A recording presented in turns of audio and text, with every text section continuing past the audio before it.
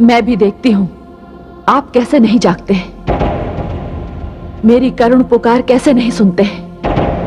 मेरी वेदना, मेरी आस्था, मेरा सारा अस्तित्व मिलकर आपको अपनी समाधि भंग करने पर विवश कर देंगे।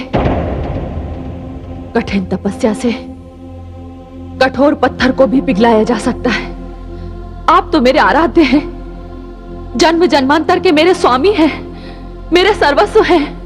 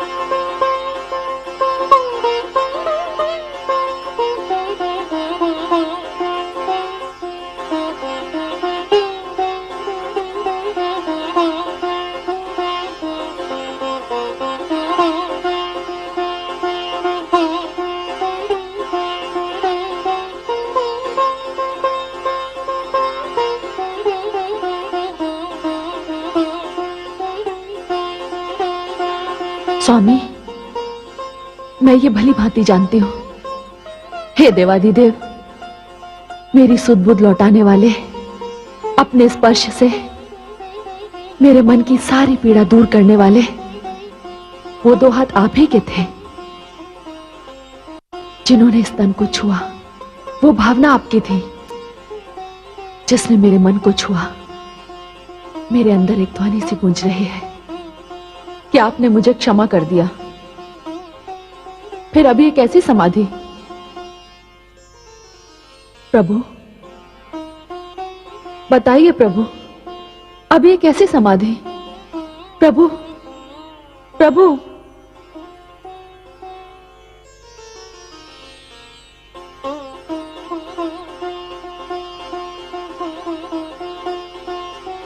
देवादिदेव, आप समाधि से बाहर आ गए। क्षमा करें देवी, कौन है आप?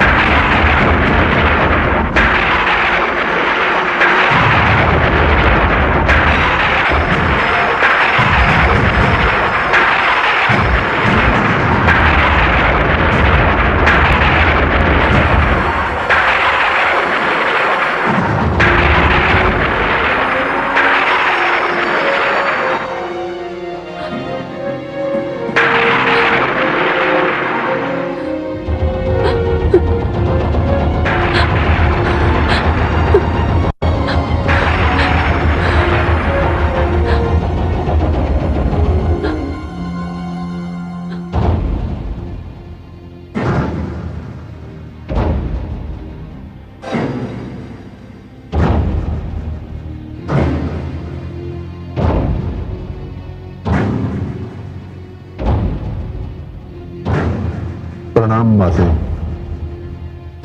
देवी, भोलेनाथ महादेव के दर्शन हुए?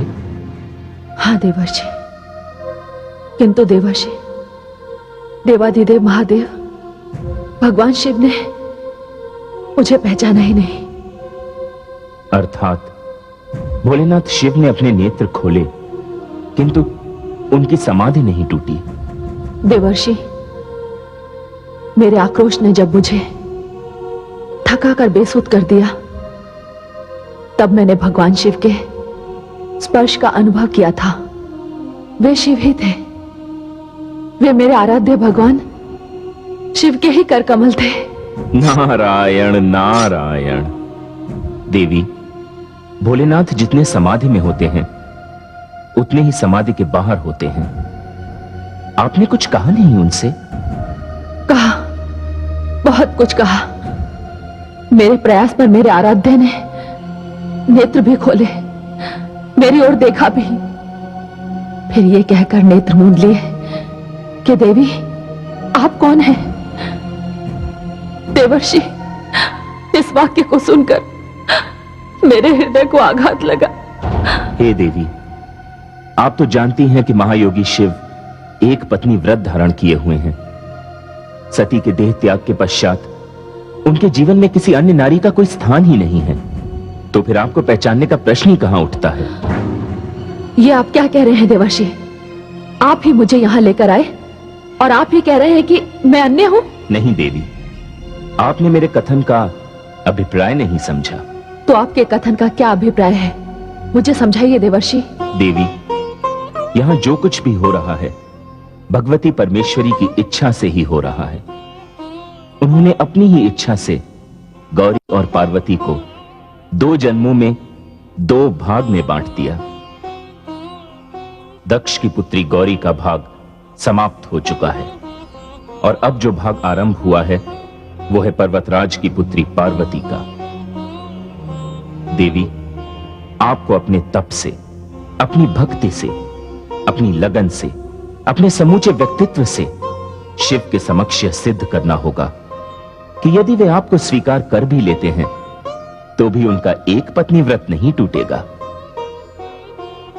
देवी, भगवान शिव समूचे संसार के सामने एक आदर्श हैं और आदर्श अपने भीतर सारी क्षमताओं के होते हुए भी अपनी सीमाओं का उल्लंघन नहीं कर सकता। तो फिर देवर्षि, आप ही बताइए, मैं क्या करूं? हे देवी, आपको अपने आदर्श को विवश करना है। इतना विवश करना है कि वो अपनी सारी सीमाओं का उल्लंघन करके आपके समक्ष आकर खड़ा हो जाए। देवी, आप जगदंबा स्वरूपा हैं, स्वयं शक्ति हैं। अब ये आप पर निर्भर करता है कि आप और कितने दिन शिव से दूर रहना चाहती हैं।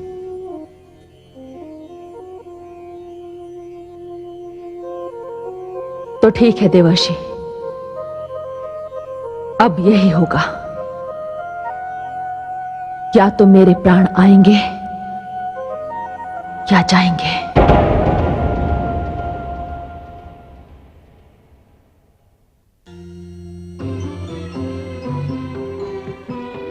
प्रणाम आदि प्रजापति। कल्याणमस्तु। आइए देवराज, सारे देवतागण एक साथ। आप लोगों की यह दशा देखकर मुझे दुख हो रहा है देवराज। किंतु आदि प्रजापति, तारकासुर को वरदान भी तो आप ही ने दिया था। ना आप उसे वरदान देते, ना हम लोग की यह दुर्दशा होती।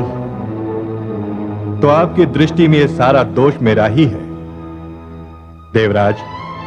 भाग्य की रचना के अनुसार गौरी हिमाचल पुत्री पार्वती के रूप में जन्म ले चुकी हैं और इस समय तो वो भगवान शिव तक पहुंच भी चुकी हैं। सब कुछ प्रारब्ध के अनुसार हो रहा है। मेरा आपसे निवेदन है कि प्रारब्ध के लेख को अधूरा नहीं, पूरा पढ़ने का प्रयास कीजिए। प्रयास तो हम कर लेंगे ब्रह्मदेव, किंतु यदि स्वयं देवी पार्वती अपने प्रयास में सफल नहीं हुई तो? हे प्रजापति, यदि देवी पार्वती अपनी तपस्या में विफल हो गई तो? देवराज, क्या आप भूल गए कि आपके पास एक ऐसा योद्धा है जो वैरागी को भी अनुरागी बना सकता है, जो तपती सूर्य की किरणों को चंद्र किरणों में बदल सकता है, जो शांत झील को प्रलयकारी महासागर में बदल सकता है। हे आदि प्रजापति, मैं आपका तात्पर्य समझ गया।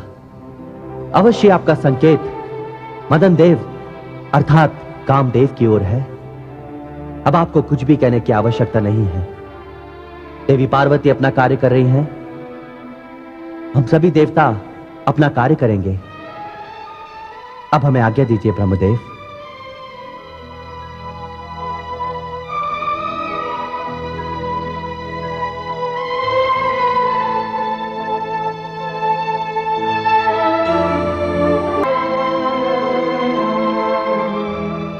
हे शिव, मुझे तो सब कुछ स्मरण है, फिर आपको क्यों स्मरण नहीं?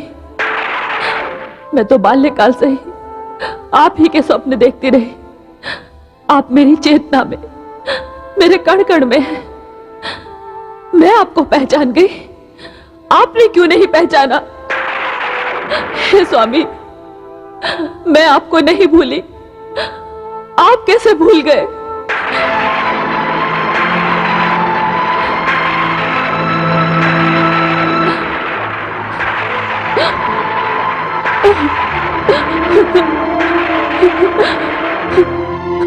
प्राणेश्वर, मैं तो जन्मों का अंतर मिटा कर आई हूं। आपकी सती अब पार्वती के रूप में आपके सामने उपस्थित है। आपके निकट आकर भी आपसे दूर है। समाधि तोड़िए देव, नेत्र खोलिए। अपनी कृपा दृष्टि से मेरे मुरझाए हुए तन मन में वसंत का संचार कीजिए।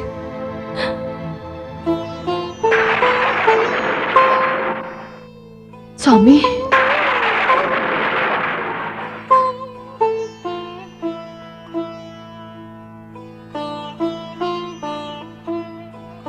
हे महादेव, आप महासागर हैं और मैं नदी जो महासागर के द्वार तक पहुंच गई है। अपने प्रियतम महासागर से मिलने के लिए यह नदी अपना अस्तित्व समाप्त कर देने के लिए तत्पर है। यदि आप मुझे नहीं मिले तो मैं कठोर तप करूंगी। वर्षा, धूप, आंधी, पानी सब कुछ सह लूंगी, पर आपका वियोग नहीं सह सकती। जान लीजिए, मेरा पाणी ग्रहण केवल आपसे ही हो सकता है, क्योंकि इसके लिए मैं प्राणों की आहुति दे दूंगी और आहुति को ग्रहण करने की शक्ति केवल अग्नि में है, शिव में है। हे स्वामी, यदि अब मैं अपने तप में सफल रही तब तो आपके दर्शन अवश्य होंगे। यदि असफल रही तो मेरा अंतिम प्रणाम स्वीकार कीजिए स्वामी।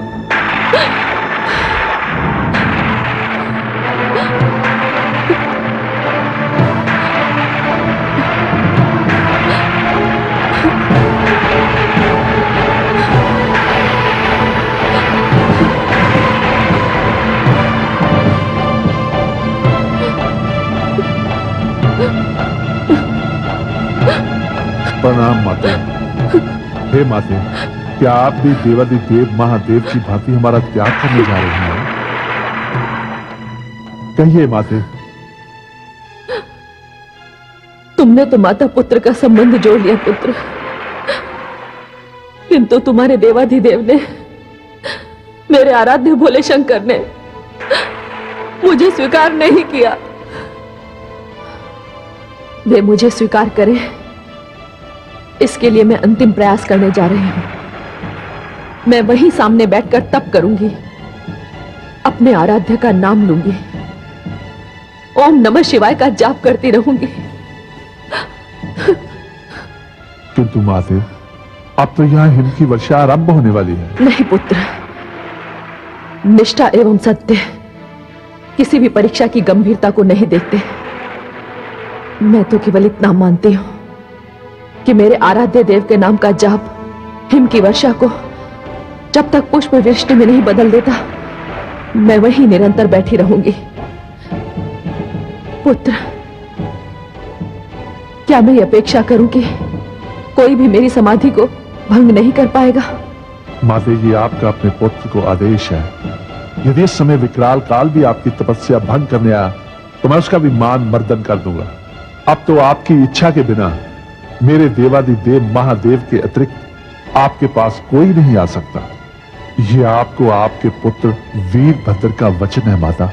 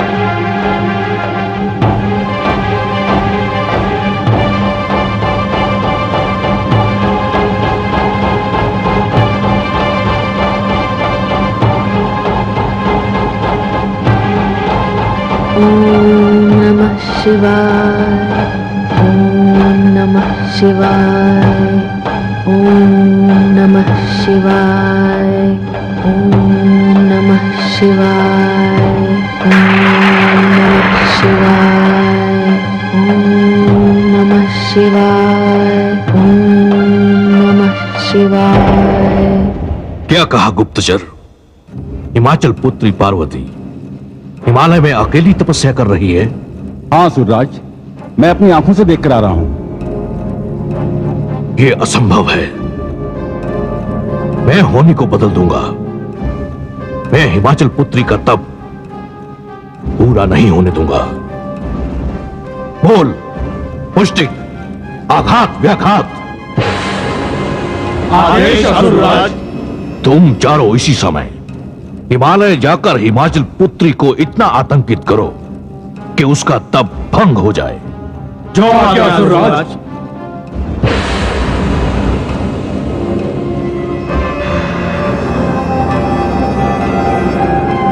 पार्वती! क्या बात है महारानी, क्या हुआ? अभी तो आप अच्छी भली थी, ये अचानक क्या हो गया आपको? महाराज, मुझे ऐसा लगा कि मेरी पार्वती कहीं किसी संकट में है। पार्वती किसी संकट में है? यह संभव नहीं है महारानी, ऐसा हो ही नहीं सकता, क्योंकि हमारी पुत्री पार्वती पर देवर्षि नारद की विशेष अनुकंपा है। देवर्षि नारद जिनके मार्गदर्शन ने संसार को ध्रुव और प्रहलाद जैसे महान भक्त दिए, दोनों ही बालक थे महारानी, किंतु एक के दृढ़ निश्चय और दूसरे के दृढ़ विश्वास ने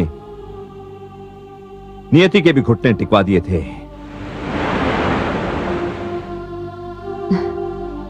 माताश्री, पिताश्री, प्रणाम माताश्री, प्रणाम पिताश्री। सदा सुखी रहो पुत्री। क्या हुआ माताश्री, क्या बात है पिताश्री? पुत्री गंगे, पता नहीं अचानक मुझे ऐसा लगा जैसे तुम्हारी बहन पार्वती किसी संकट में है। हाँ पुत्री। नहीं माताश्री, ये नहीं हो सकता। आप चिंतित ना हो, मैं स्वयं जाकर पार्वती को देख कर आती हूँ। गंगे, महाराज, मेरी पार्वती सकुशल तो होगी ना? आप चिंता न करें महारानी, देवी परमेश्वरी की कृपा से सब ठीक होगा। ओम नमः शिवाय, ओम नमः शिवाय, ओम नमः शिवाय, ओम नमः शिवाय, ओम नमः शिवाय, ओम नमः शिवाय, ओम नमः शिवाय। तपस्या, रुक जाइए देवी। आप जो भी हो, किंतु मेरी माता की तपस्या को भंग करने की चेष्टा मत कीजिए। मैं यहाँ विघ्न डालने नहीं आई हूँ, किंतु तुम कौन हो? मैं वीरभद्र हूं। मेरी माता का मुझे आदेश है कि उनकी तपस्या को कोई भंग करने की चेष्टा ना करे, और यह पुत्र अपने प्राण दे देगा, किंतु उनके आदेश को नहीं टलने देगा। वीरभद्र, मैं गंगा हूँ, हिमालय पुत्री गंगा। मैं पार्वती की बहन हूँ। क्षमा कीजिए, मुझे पता नहीं था। माँ की बहन भी माँ सी होती है। मेरी माता ने प्रण किया है कि जब तक मेरे प्रभु भगवान शिव स्वयं आकर उनकी समाधि नहीं तोड़ेंगे, मैं किसी और को उनकी समाधि नहीं तोड़ने दूंगा। नहीं वीरभद्र, मैं उनकी समाधि नहीं तोड़ूंगी। मैं तो केवल उनके दर्शन करना चाहती हूँ। कहाँ है भगवान शिव? वो सामने कंदरा में विराजमान है। आप वहां जाकर उनके दर्शन कर सकती हैं, किंतु ध्यान रहे वो भी समाधि में है और उनकी समाधि भंग ना होने पाए। तुम इसकी चिंता मत करो। तुम मुझे नहीं पहचानते, किंतु वो मुझे पहचानते हैं।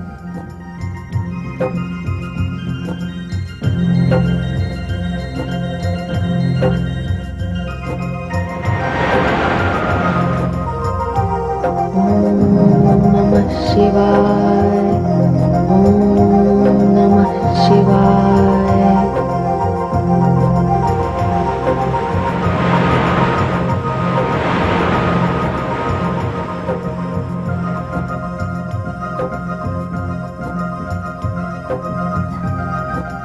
गंगा कैलाश पर आए और आपके चरण स्पर्श किए बिना ही चली जाए, यह तो संभव ही नहीं है प्रभु। मैं आपको प्रणाम करती हूँ।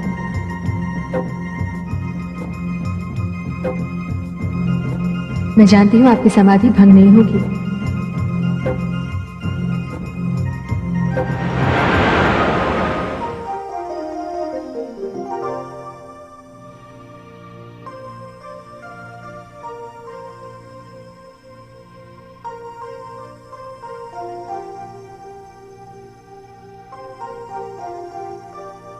स्वामी, मुझे बहुत चिंता हो रही है।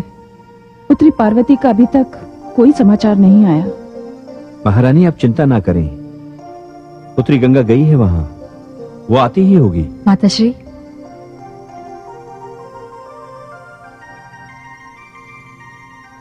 प्रणाम पिताश्री। प्रणाम माताश्री। सदा सुखी रहो पुत्री। पुत्री गंगे, तुम पार्वती से मिलकर आई? जी माताश्री।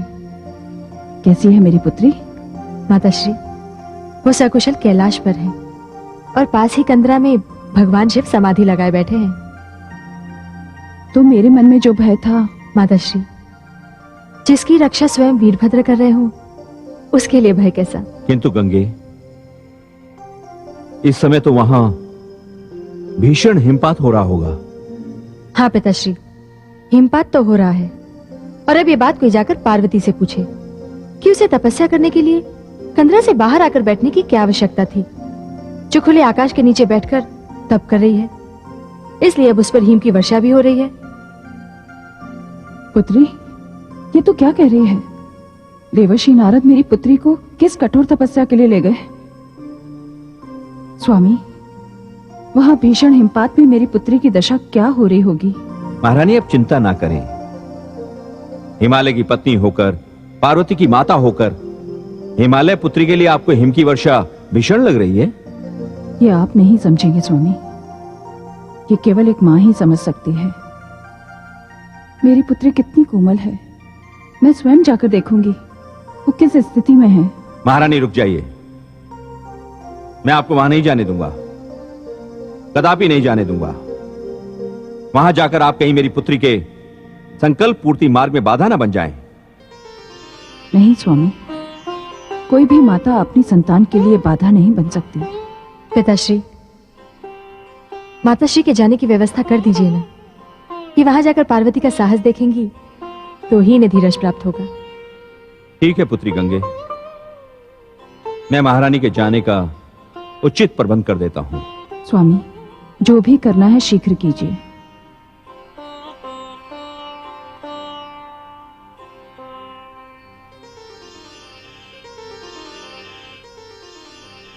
ओम नमः शिवाय। ओम नमः शिवाय। ओम नमः शिवाय। ओम नमः शिवाय। ओम नमः शिवाय। ओम नमः शिवाय। ओम नमः शिवाय। ओम नमः शिवाय। ओम नमः शिवाय। ओम नमः शिवाय। ओम नमः शिवाय। ओम नमः शिवाय। ओम नमः शिवाय। ओम नमः शिवाय।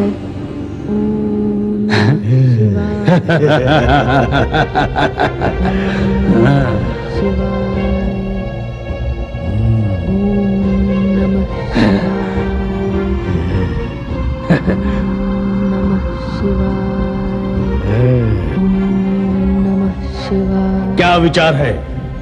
उठाकर ले चले से। नहीं मुश्तिक नहीं, इसे समाप्त करने का आदेश प्राप्त हुआ है हमें। किंतु आघात, तनिक सोचो, विधाता ने कैसी सुंदर मूर्ति बनाई है, क्या हम इसे यूं ही समाप्त कर देंगे? तुम किसी भ्रम में मत पड़ना मूल, समय नष्ट मत करो। चलो शीघ्र ही आदेश का पालन करें और इसके वध का प्रमाण लेकर हम असुराज तारकासुर के पास चले।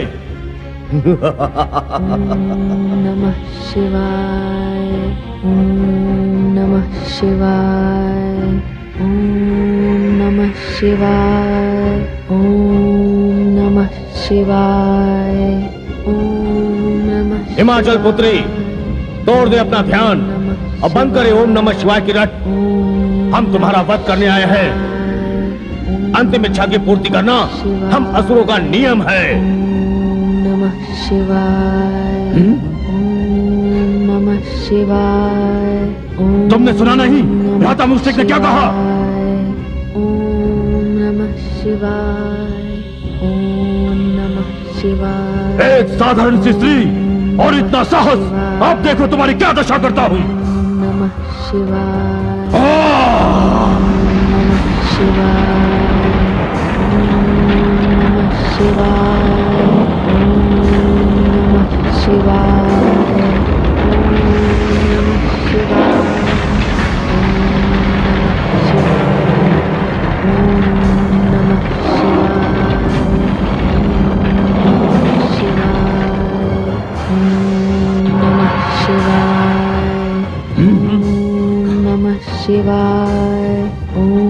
भ्राता आघात, कदाचित इस हिम वर्षा में इस पर अग्नि का प्रभाव नहीं होगा।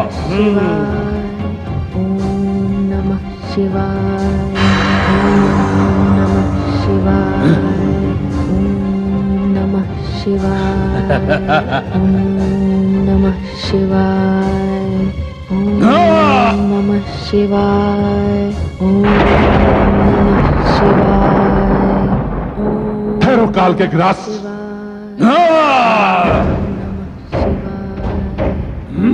उधर क्या देखते हो, इधर आओ।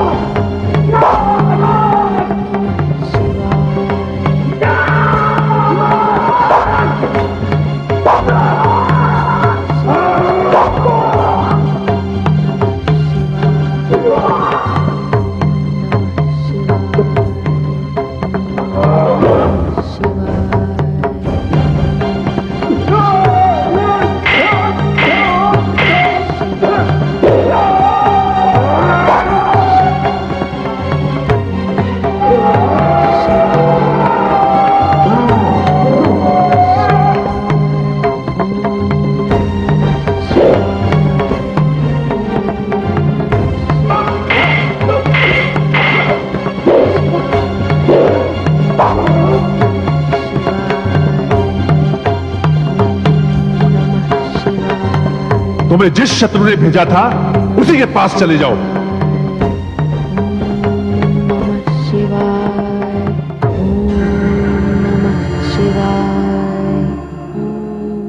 प्रणाम माते।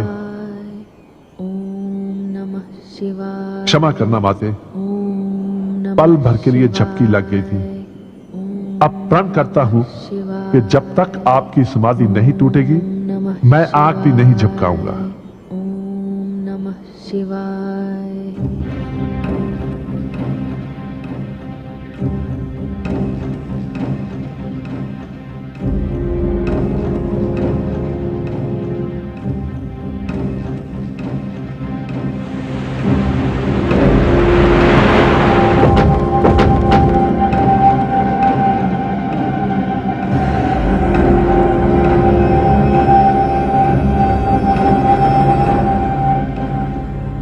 अरे मूल, मुष्टिक, आघात, व्याघात, स्वामी इन्हें क्या हुआ? ये सब तो मृतक दिखाई दे रहे हैं। ये मृतक दिखाई नहीं दे रहे महारानी, ये मृतक हैं। किंतु महाराज ये सब हुआ कैसे? ये हिमाचल पुत्री पार्वती का कार्य है। मेरे सारे प्रयास विफल हो रहे हैं। वो मेरे एक से एक श्रेष्ठ वीरों के लिए काल बनती जा रही है। ये आप क्या कह रहे हैं स्वामी? मैंने आपसे कितनी बार कहा कि देवी देवताओं से वैर छोड़ दीजिए, व्यर्थ में मानव हत्या बंद कर दीजिए। फिर देखिए आपकी मृत्यु की आशंका दूर होती है या नहीं। महारानी, महाराज, आप ये बताइए, आपको मृत्यु से इतना भय क्यों लगता है? यदि आप चाहते तो ब्रह्मा जी से कोई अधिक श्रेष्ठ वरदान मांग सकते थे, किंतु आपने अपने भय का शुभारंभ तो स्वयं उनसे वरदान मांगकर किया। बस महारानी, चुप हो जाइए, और अधिक नहीं सुनना है मुझे। मैं अमर होना चाहता हूं, देवताओं की भांति अमर होना चाहता हूं, और आप देख लेना, मैं मृत्यु पर विजय प्राप्त करके रहूंगा, अवश्य प्राप्त करके रहूंगा।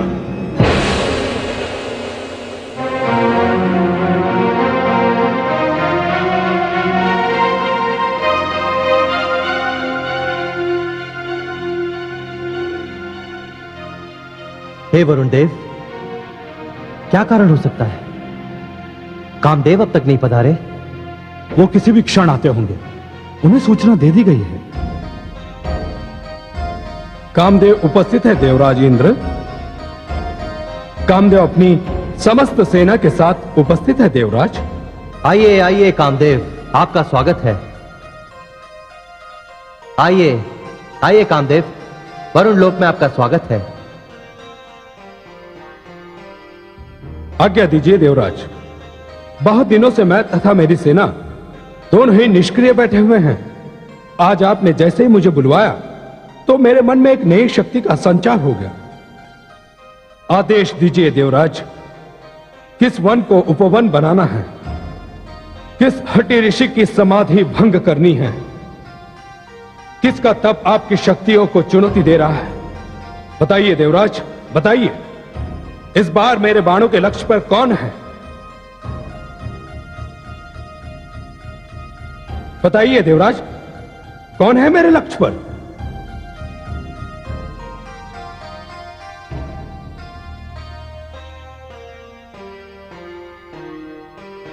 देवादिदेव महादेव।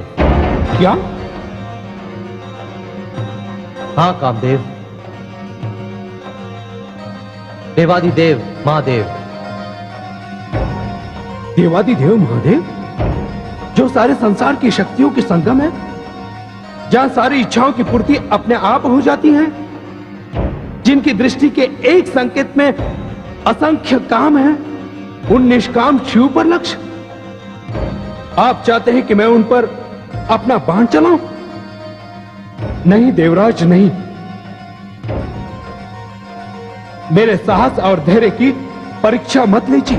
देखिए कामदेव, ये हम सभी देवताओं की अस्मिता और गौरव का प्रश्न है।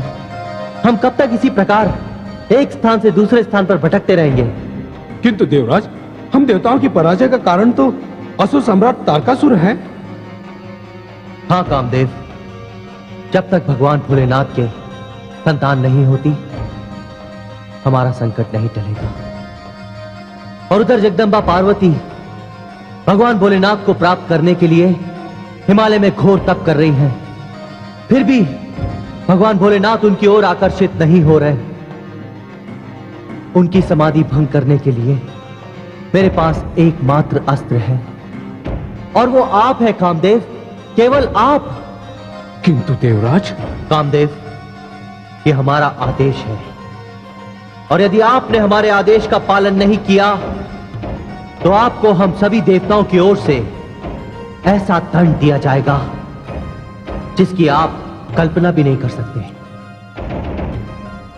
नहीं देवराज, इसकी आवश्यकता नहीं। कहते हैं स्त्री का चरित्र और पुरुष का भाग्य उसकी रचना करने वाला भी समझ नहीं पाया। तो मेरे भाग्य में क्या लिखा है, यह मैं कैसे जान सकता हूं? और फिर मुझे अपने समस्त देव समुदाय के लिए कुछ करने का अवसर प्रथम बार मिल रहा है। इसे मैं अपना सौभाग्य समझकर स्वीकार करता हूं। आज्ञा दीजिए देवराज।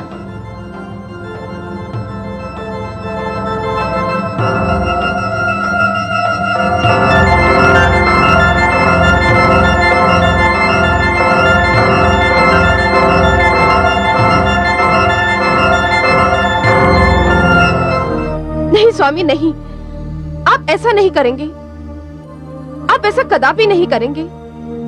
स्वामी, हम क्या और हमारी क्षमता क्या दिन का सूर्य की आंखों में पड़कर उसे चौंकाने की बात सोच रहा है, मिट्टी का ढेला सागर को बांधने की बात सोच रहा है। स्वामी, संहार करता शिव सारे लोगों के ईश्वर हैं, और आप जाएंगे उन पर अपने बाण का प्रयोग करने? हाँ देवी रति, मैं वचनबद्ध हूं, क्योंकि यह कार्य मेरे द्वारा ही संभव है। यह मेरे पूरे समुदाय के भविष्य का प्रश्न है देवी। मेरा भविष्य और स्वयं आपका भविष्य? लोक कल्याण के समक्ष यह अर्थहीन है देवी। मैं जा रहा हूं देवी, मैं जा रहा हूं। नहीं प्राणनाथ, ऐसा मत कीजिए। मेरी दाई आंख फड़क रही है, मुझे अपशकुन दिखाई दे रहा है। मेरी विनती को मान लीजिए। कैलाशपति की समाधि कैलाश जैसी ही अटल और अचल होती है। मुझ पर कृपा कीजिए स्वामी, मुझ पर कृपा कीजिए। नहीं देवी नहीं, आप अभी से इतनी चिंतित क्यों हैं? देवी, यदि देवताओं का यह कार्य संपन्न हो गया तो सोचिए इसका पूर्ण श्रेय हमें ही मिलेगा। और देवी, मैं तो अपना कार्य करने जा रहा हूं। आदि प्रजापति श्री ब्रह्मा जी ने जिस कार्य के लिए मेरी रचना की है, वही तो कार्य करने जा रहा हूं मैं। देवी रति, विदा। स्वामी,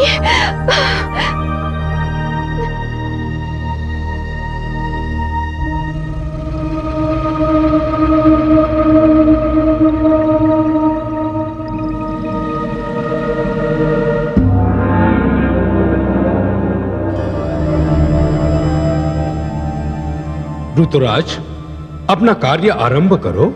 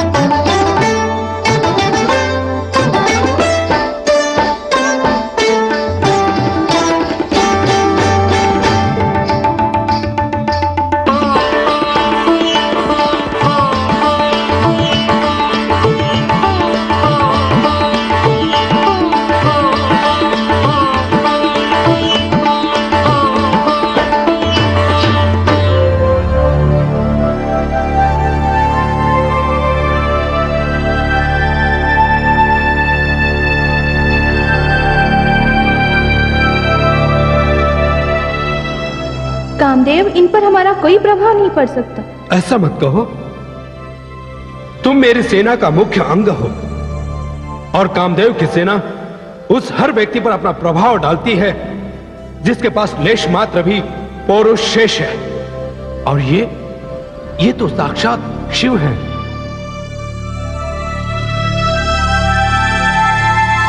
क्षमा करें मदन देव, हम इनके समक्ष असमर्थ हैं। तुम असमर्थ हो सकते हो, किंतु मैं असमर्थ नहीं हूं। देखता हूं देवाधिदेव महादेव पर मेरा प्रयोग कैसे सफल नहीं होता।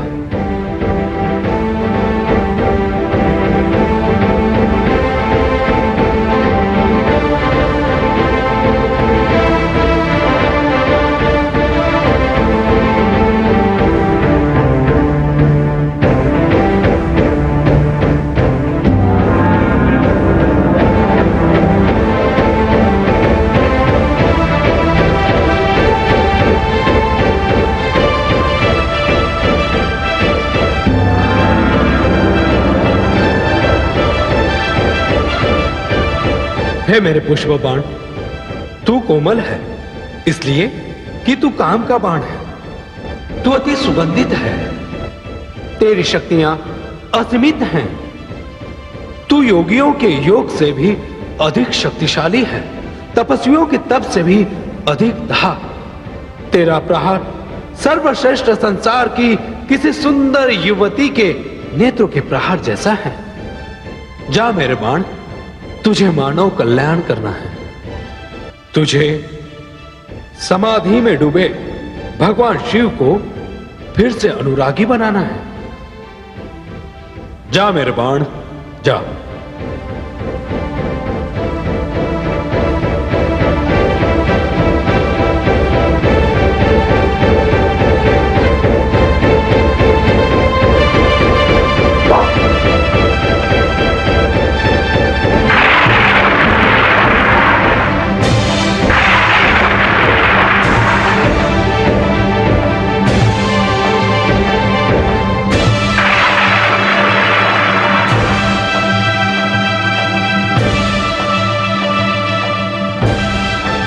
ये मेरे हृदय में कैसी हलचल है?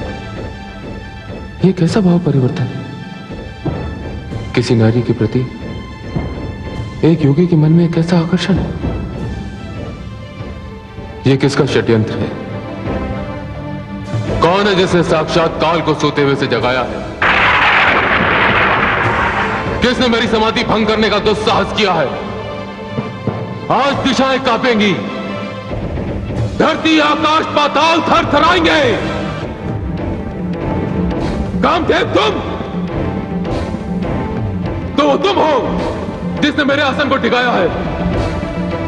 कामदेव, फूलों के बाण से मन को भेदने वाले छलिया, वासना के साकार रूप, साधना के शत्रु। दुर्बल साधकों की साधना भंग करते करते तेरा दुस्साहस इतना बढ़ गया कि तूने मुझे अपना लक्ष्य बना डाला। शिव, जिसके सारे तन पे शमशान की भस्म है, शिव जिस स्थल पर साधना करता है वहां जीवन की रेखा समाप्त होती है और मृत्यु के द्वार खुल जाते हैं, जहां पंचतत्वों में लीन हो जाते हैं। कामदेव, क्षमा क्षमा भगवान, तुम्हारा अपराध अक्षम्य है। कामदेव, अपनी प्रिय शक्ति के वियोग में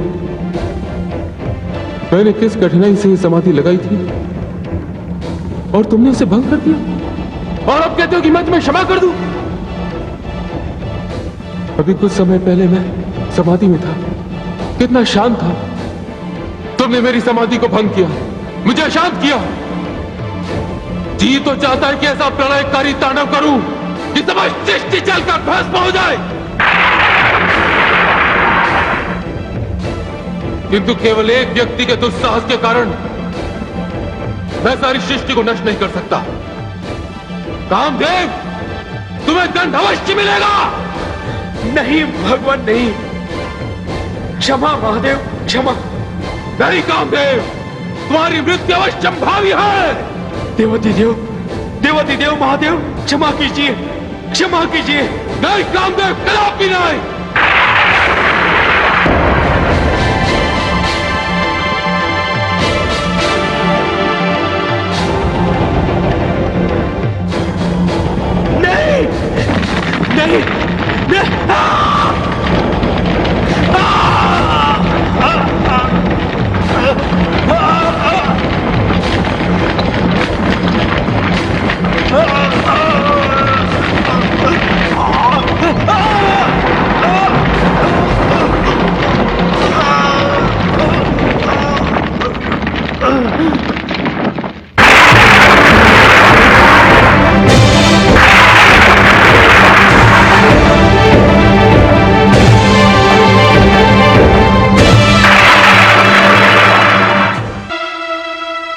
अनर्थ हो गया, अनर्थ हो गया देवराज, अनर्थ हो गया।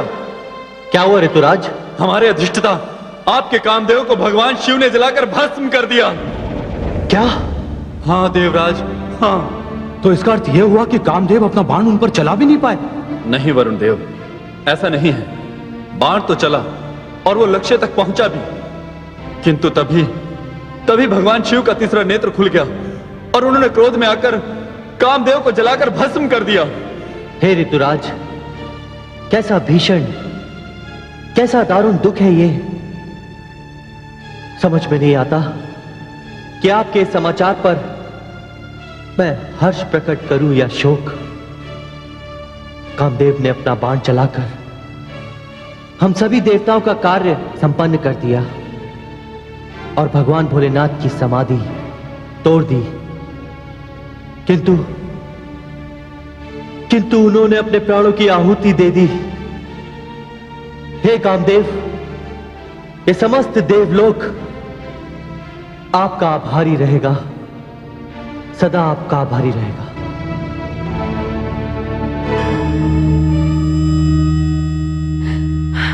स्वामी, स्वामी, प्राणनाथ, स्वामी, प्राणनाथ, हे शिव, हे शंकर, हे शंभु, हे महादेव, मैं जानती हूं कि मेरे पति का अपराध क्षमा योग्य नहीं है, किंतु सारा संसार आपको नीलकंठ के नाम से जानता है। सृष्टि की रक्षा के लिए अमृत मंथन से निकला भयानक विष कालकूट आपने सारा का सारा पी लिया। क्या मेरे पति का अपराध उस कालकूट से भी अधिक विशाला था महादेव? देवी, कौन है आप? हे भोलेनाथ, मैं रति हूं, मैं वो अभागिन हूं जो कुछ समय पहले सधवा थी, सुहागिन थी, किंतु अब मेरा सुहाग आपकी क्रोधाग्नि में जलकर भस्म हो गया महादेव। हे महादेव, आपका व्रत करने से, आपका जप करने से और आपकी पूजा करने से तो कुंवारी कन्याओं को मनचाहा वर मिलता है, किंतु मेरा वर आपने मुझसे छीन लिया महादेव। पति और पत्नी जीवन में एक दूसरे के पूरक होते हैं, एक के बिना दूसरा अधूरा है। इस पीड़ा को आपसे अधिक और कौन जान सकता है महादेव? देवी रति, हे महादेव, मैं आपके चरणों में विनती करती हूं, या तो आप मुझे मेरा सुहाग लौटा दीजिए, या एक बार और अपने तीसरे नेत्र को कष्ट दीजिए और मुझे भी जलाकर भस्म कर दीजिए। नहीं देवी, यह संभव नहीं है। तब देवाधिदेव, मुझे ये बताइए, मेरे स्वामी ने जो कुछ भी किया उसमें उनका क्या दोष है? देवराज उनके राजा हैं, उन्हें तो ये कार्य करने का आदेश उनके राजा की ओर से मिला था। उन्होंने तो केवल अपना कर्तव्य पूरा किया है भोलेनाथ। हे महादेव, यदि आपने मेरे पति को जीवित नहीं किया तो लोग राजाज्ञा का पालन करते हुए घबराएंगे। हे देवाधिदेव, सोचिए कैसी भयानक स्थिति उत्पन्न हो जाएगी। कृपा कीजिए भोले शंकर, कृपा कीजिए। आपने मुझे धर्म संकट में डाल दिया है देवी रति। यह सत्य है कि आपके पति ने राज आज्ञा का पालन करके अपने देव होने का प्रमाण दिया। अभी आप जाइए देवी, आपको कुछ काल तो अपने पति की प्रतीक्षा करनी होगी। उसके पश्चात आपको आपके पति मिल जाएंगे, किंतु यह तब होगा जब श्री हरि विष्णु श्री कृष्ण का अवतार लेंगे और तब तक आपके पति संसार में अनंग रूप में रहेंगे। वे दिखाई तो नहीं देंगे, किंतु और अधिक व्यापक हो जाएंगे और अपनी उपस्थिति का आभास सारी सृष्टि को देते रहेंगे। हे प्रभु, आप धन्य हैं, आप धन्य हैं। आपने मुझ दुखियारी पर बड़ी कृपा की है प्रभु, बड़ी कृपा की है।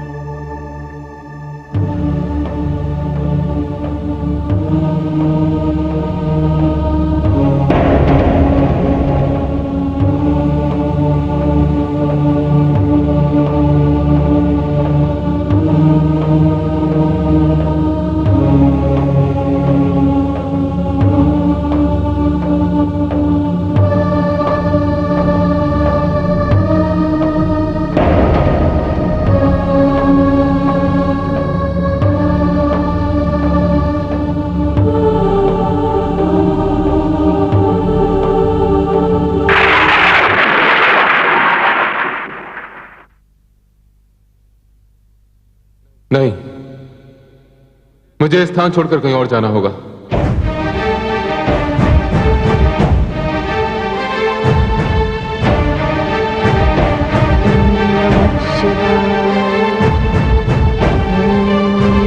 शिवाय, ओम नमः शिवाय, नमः शिवाय, ओम नमः शिवाय। हे देवी पार्वती, आप मेरा अंश है, मेरी शक्ति है। मुझे गर्व है आप पर कि आप अपनी तपस्या से, अपनी साधना से ये सिद्ध करने जा रही हैं कि नारी में जो सहन शक्ति है उसे किसी सीमा में बांधा नहीं जा सकता। उसकी सहन शक्ति ही उसका सबसे बड़ा अस्त्र है। आपकी तपस्या संसार की हर नारी के लिए एक उदाहरण बन जाएगी। और इस समय शक्ति इस हिमपात से युद्ध करने जा रही है। मेरी मंगल कामना है कि आपका ये प्रयास सफल हो, आपका स्वप्न साकार हो।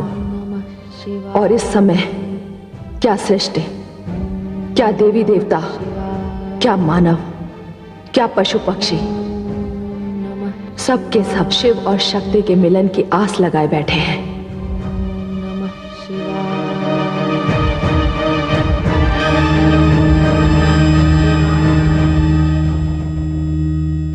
महारानी, मैं तो अब भी यही कहूंगा कि आप वहां मत जाइए।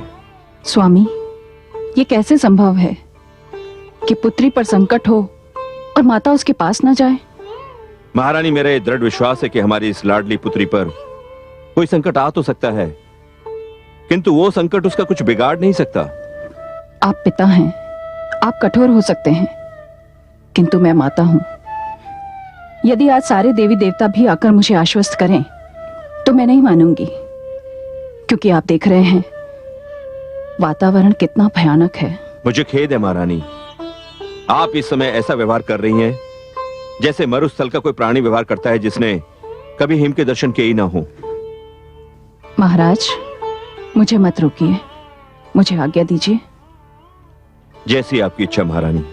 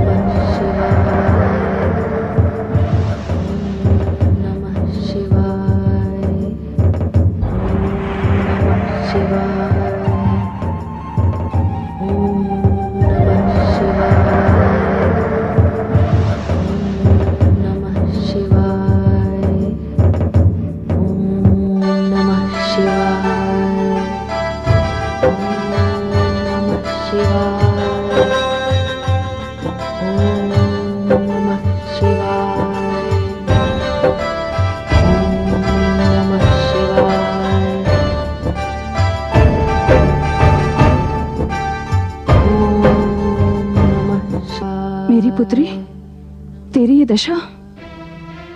महाराज तो कह रहे थे ये हिम गिरिराज की पुत्री है, कोई भी संकट इसका कुछ नहीं बिगाड़ सकता। और फिर मेरी पुत्री, तेरी ये दशा। मत कर ऐसी कठिन तपस्या पुत्री, तोड़ दे अपना ध्यान। तेरी माता तुझे इस अवस्था में नहीं देख सकती पुत्री। पुत्री, मुझसे तेरा ये कष्ट नहीं देखा जाएगा। तेरी ये पीड़ा मेरे प्राण हर लेगी पुत्री। पुत्री, तोड़ दे ये अपनी समाधि, नहीं तो मैं यहीं अपने प्राण त्याग दूंगी। देवी, आप कौन है? वो सामने जो तप में अपने प्राणों को त्यागने के लिए बैठी है, वो मेरी पुत्री है। मैं गिरिराज हिमालय की पत्नी और इस कन्या की माता हूं। माता, कैलाश पर आपका स्वागत है महारानी, किंतु मैं आपको माता की साधना नहीं भंग करने दूंगा। आपका विलाप मेरे ध्यान को भंग कर सकता है, तो मेरी माता की समाधि को भी तोड़ सकता है। तुम माता और पुत्री के बीच आने वाले हो कौन? मैं वीरभद्र हूं। तुम जो भी हो, इस समय मेरी पुत्री के प्राण संकट में हैं और मैं उसे बचाने की चेष्टा ना करूं? तुम जाओ यहाँ से। माते, आप मुझे अनुशासन भंग करने के लिए विवश ना करें। देखो, तुम चले जाओ यहाँ से, अन्यथा इस माता का दुखी हृदय तुम्हें श्राप दे देगा। माता के आदेश के पालन के लिए मेरे साथ जो भी होगा, मुझे उसकी कोई चिंता नहीं है। मैं फिर कहती हूँ, इतना हट अच्छा नहीं। महारानी जी, अब बहुत हो चुका, अब जाइए यहाँ से। तुम अब नहीं मानोगे तो मैं तुम्हें श्राप देती हूँ। ये लो। नहीं नहीं माताश्री, ऐसा मत करना। वीरभद्र मेरा धर्मपुत्र है। माता, यह अति विचित्र संबंध है। मैं एक कन्या हूं, मेरा विवाह नहीं हुआ, किंतु वीरभद्र को मैं अपने पुत्र के समान मानती हूं। मेरे ही आदेश पर ये यहां है। पुत्री, बस बहुत हो चुका, चल अब मेरे साथ राजमहल लौट चल। नहीं माताश्री, ये संभव नहीं है। पुत्री, वो लोक कल्याण किस कार्य का जो तेरे प्राण ही हार ले? और वो शिव कैसे, जो तुझे इतने कष्ट में देखकर भी तुझ पर प्रसन्न ना हो? बस माताश्री, बस मेरे देवाधिदेव के विषय में कुछ भी ना कहिए। मैं आपका बड़ा सम्मान करती हूँ, मैं आपकी लाडली पुत्री हूँ, किंतु शिव मेरे आराध्य हैं और उनकी वर रूप में प्राप्ति यही मेरा एकमात्र लक्ष्य है। आपने मेरी समाधि तोड़ी, यह अच्छा नहीं किया। वीरभद्र के शाप की आशंका ने मेरा ध्यान तोड़ा है। पुत्री, मैंने कहा ना, तू ये सब सोचना छोड़ दे और मेरे साथ राजमहल लौट चल। नहीं माताश्री, कदाचित आपने अपनी पुत्री का प्रण नहीं सुना। या तो मेरे प्राण आएंगे या ये प्राण जाएंगे। किंतु पुत्री। माताश्री, मेरी आपसे विनती है कि आप जितना अधिक यहाँ रुकेंगी, मेरे मार्ग की बाधाएं उतनी ही अधिक बढ़ती जाएंगी। मैं आपके हाथ जोड़ती हूँ, आप वापस राजमहल लौट जाइए। ये मेरा अंतिम निर्णय है जो अटल है। पुत्री। माताश्री, माताश्री, मैं आपको कैसे विश्वास दिलाऊं कि मैं यहां से नहीं जाऊंगी? अब मेरे पास आपको विश्वास दिलाने के लिए केवल मेरे प्राण हैं और मैं अभी इसी समय उनका त्याग कर सकती हूँ। नहीं नहीं पुत्री, मैं तेरी संकल्प शक्ति से भली भांति परिचित हूँ। मैं यहाँ से जा रही हूँ पुत्री। मैं आपको प्रणाम करती हूँ माताश्री।